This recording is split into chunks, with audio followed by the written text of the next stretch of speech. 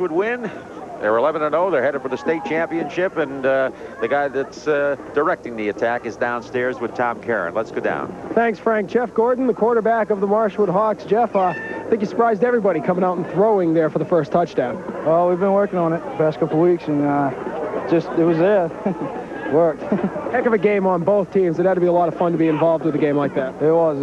It's something I'll never forget. It's just all the emotion in the world poured into this game. Your seniors on the team have been together for all 4 years, and it's got to be nice before you graduate. You got a Western A title now instead of a B. Yeah, it's if we stayed in B, it wouldn't have been much fun, but this has given us a lot of competition, and it's great. You look forward to next week already, or are you going to enjoy this one a little bit? Well, I think I'll let this sink in, then I'll get ready for the next one Monday. All right, Jeff, thanks. Congratulations. Jeff Gordon, quarterback of the Marshwood Hawks. Back upstairs, Frank and Jimmy. All right, Tommy. And Jeff Gordon, of course, is the guy that scored the winning touchdown here as they engineered that drive and put a good drive together in the third period and capped it off by Gordon going in from a yard out. Outstanding.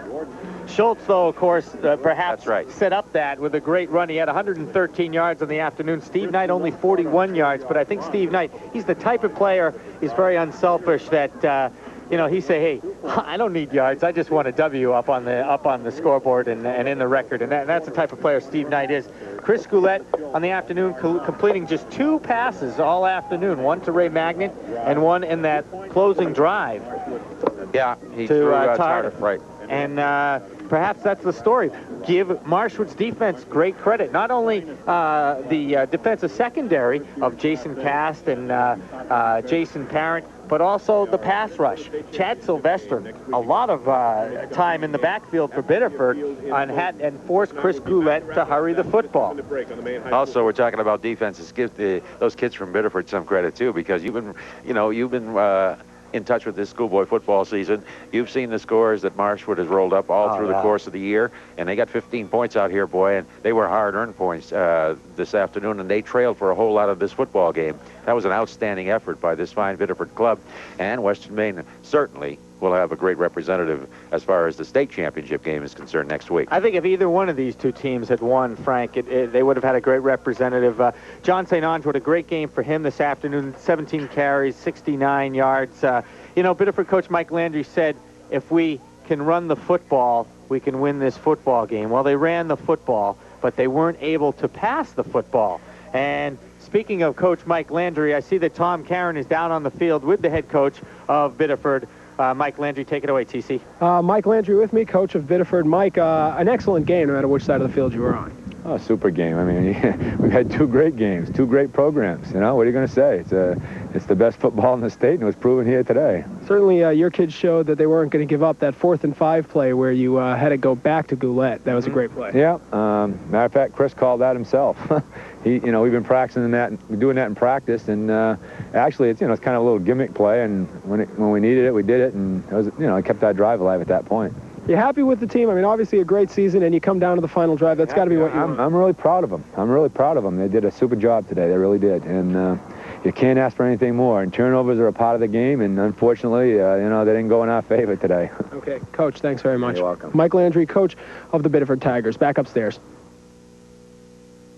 Games, but he has a right to be proud of that football team today, because I don't think coming in here, a lot of the experts, so-called, gave much of a chance against this Marshwood team, but they not only had a chance, they had the lead at halftime, and they were threatening here in this final period, put a great drive together. But Marshwood does get the win as their big fullback, Abel Schultz, unofficially with 113 rushing yards, and he got them when they needed them, really, in that last drive. In fact, I thought he got in for the score, but the replay showed that he was down at the 1-yard line, and then Gordon punched it in. Not a bad season for Biddeford. There are only 2 losses coming to this team on this field in Elliott, and you've got to wonder what would happen if this game was at Waterhouse Field in Biddeford, as tough a place to play high school football as anywhere.